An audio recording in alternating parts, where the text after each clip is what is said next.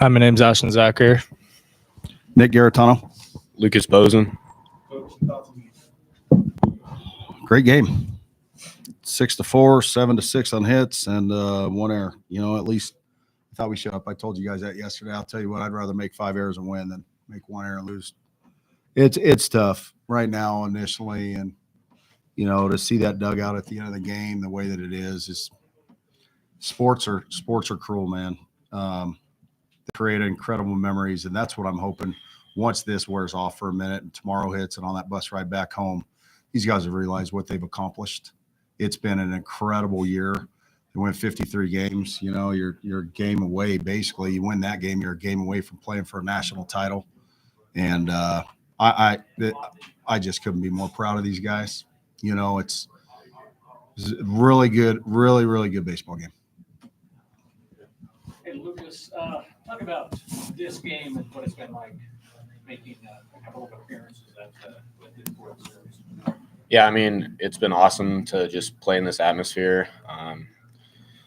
Obviously, just sucks to lose, especially when I know that I had a part in that. I mean, the offense gave me the lead, and I couldn't hold it. So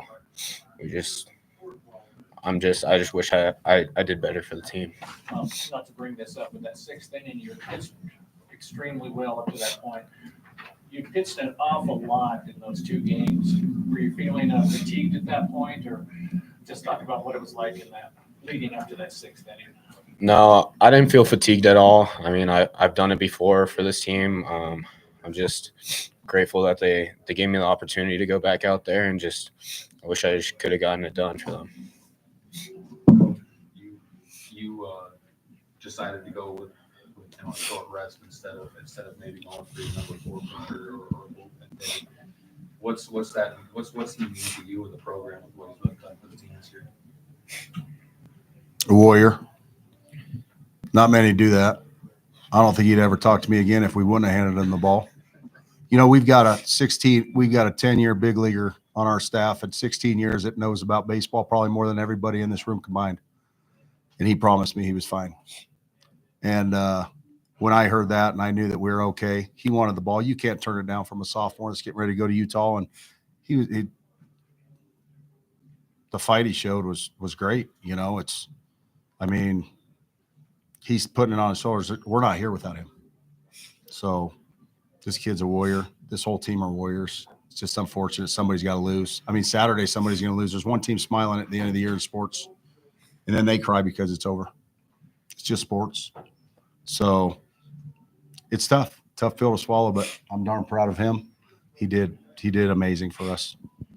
Ashton, can you talk about kind of the game behind the plate and how you work with pitchers and just kind of keeping everything kind of in check? It's my first year at Southern Nevada, and there's been nothing like it. Having people like Lucas Boson, Seth Graham-Pippen, Tyler Avery, all those people. I mean, I was one lucky soul to be in on this game. Our starting catcher, Derek Smith, I learned everything from him. And me being in that game doesn't take away how much I look up to him in every single way possible. Behind the plate in this game just was everything, man. Our pitchers were doing everything they can. Their hitters were getting good barrels on balls. It was a dogfight, and I wouldn't want to be anywhere else. Follow up on that. You guys controlled the running game. The 2 of you guys, you didn't let them really get anything going. You picked off a runner early on, and you were able to throw out one of their faster guys. Mm-hmm. Is that something that you guys have had control of all season long? You guys have been battery mates or something to work on? Man, it's all the pitcher, especially Lucas Boson. He's been doing it all year. Our pitchers work on it every single day. They grind their butt off for it, and it just makes it easier for me and Teddy Chartier and Derek Smith to do what we need to do behind the plate and just deliver a great throw.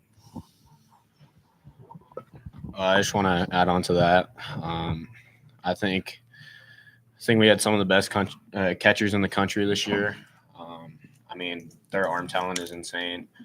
I just have to get the ball to the plate, and no matter how far down the base path the guys are, I have confidence that our guys are going to throw them out.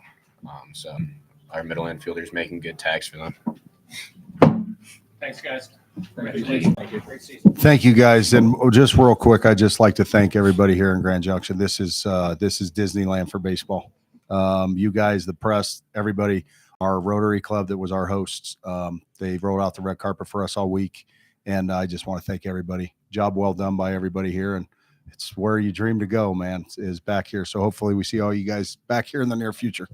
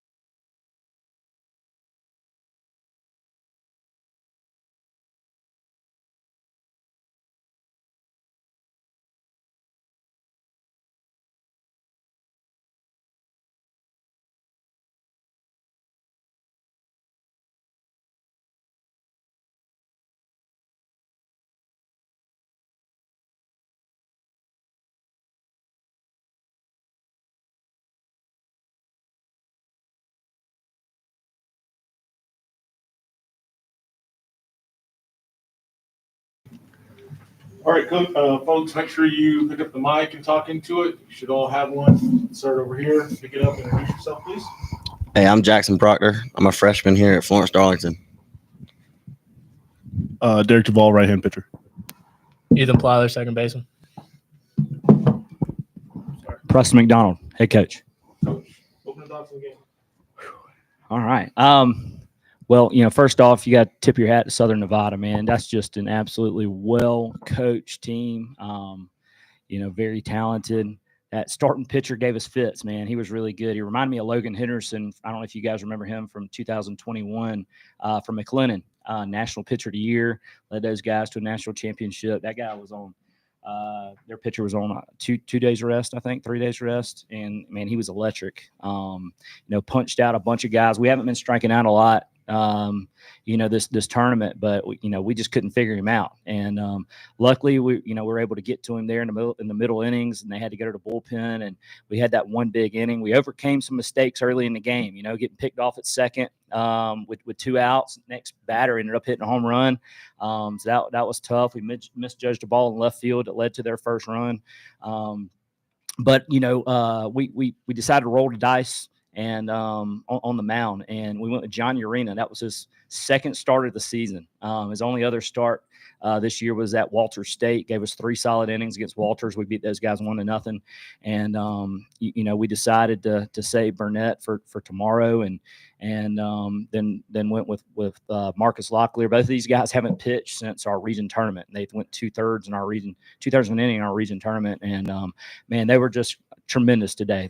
They kept us in the game and just kept it at bay until our hitters started to get something going. We had the big inning where Plyler hit the home run, and then Jackson, his first game out here at Grand Junction, hasn't played in a while. He stepped up big for us. JP Cunningham made some great plays in the outfield for us, especially the last one there, going back towards the wall. Brad Wohlers hasn't played a whole lot lately. So good players make coaches look really smart, right? When you make some changes like that, and I'm just really proud of our guys. It's just a resilient group, got down early and clawed our way back, found a way to hold on. Just really proud of these guys. Ethan, sixth inning home run. Talk about what it was like facing that pitcher and taking me through that at bat that got you guys rolling. Yeah, like PMac said, he had us on our toes for a little bit. He was mixing his pitch as well. And we haven't K'd a lot, like PMac said, and he was able to do that 7 times. But the first pitch he threw me was a changeup, and he made me look stupid again. And then I just sat on another one and was hoping he would throw it again. He gave me one I was able to hit out. And then Proctor came up behind me and did it again.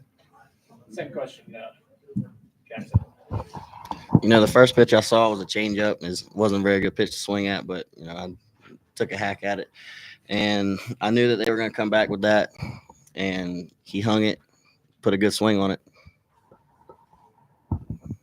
Derek, talk about kind of your mentality coming in those last 3 innings. And I mean, they put people on base, and talk about the stress that caused and how you just hung in there and just kept kind of throwing strikes.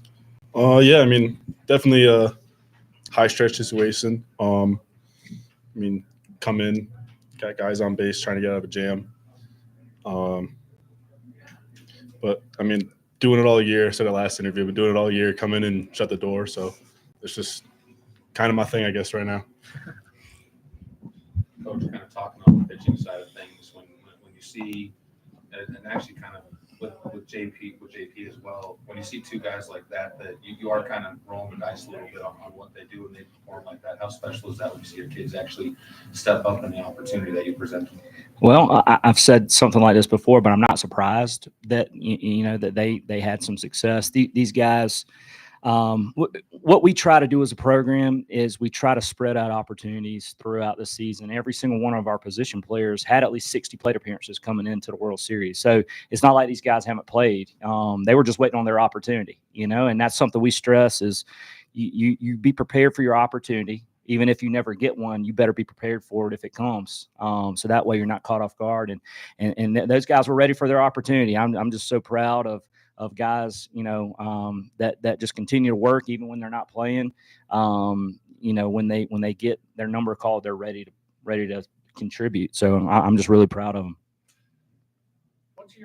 What was your strategy with your starting pitcher? Did you have a hope and a goal for him inning-wise? Well, we were really just trying to go one time through the order, but he was having some success, so we decided to stick with him a little bit longer. You could tell he's getting a little tired just because we haven't really stretched him out a whole lot. And then, the goal was to go one time through the order with Marcus, and if we needed somebody to bridge it to Derek, we were going to bridge it to Derek. But, once we got to the 7th inning, I mean, it was a no-brainer. We're going to Derek Duvall. I mean, he's been that guy for us all year. And, he's been electric. And, he's a guy that you can just really count on at the end of games. The big moments don't get to him. And he just finds a way to work out of jams. And, that's what he's done all year for us.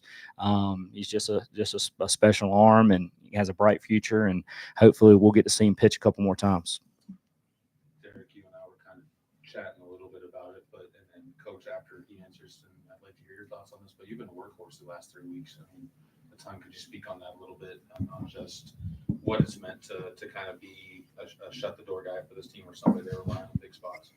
Yeah, I mean, we don't get to me without the rest of the staff. The rest of the staff is a huge part of getting to me. I mean, saw it in today's game.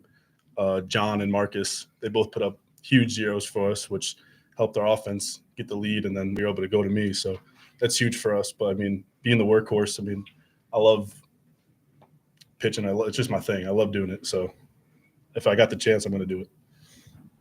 Yeah, like you said, we feel like we have a really deep pitching staff, and you have to, to get to this point in the World Series, you got to have a deep pitching staff. We've had a bunch of different guys go out there and contribute, and I'm just really proud of the guys that pitched before Derek, because if we're getting blown out, we're not going to Duvall, right? I mean, our season's probably over. So those guys, did a great job of keeping us in the game, and I know they've been wanting to pitch for a while now, and they've wanted their opportunity. And we sat down as a coaching staff last night and decided, hey, what's going to be the best decision, for us,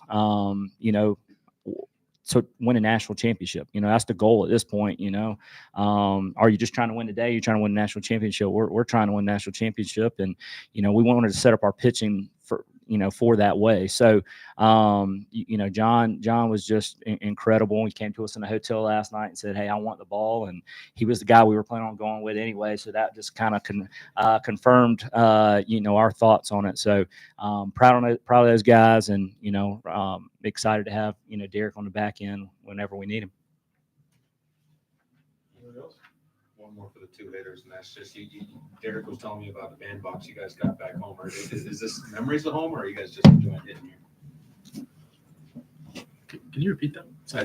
Derek was telling me you guys have a little bit of a bandbox for a stadium back home, and it's easy to hit out. Which is easier to hit out, your home stadium or this one?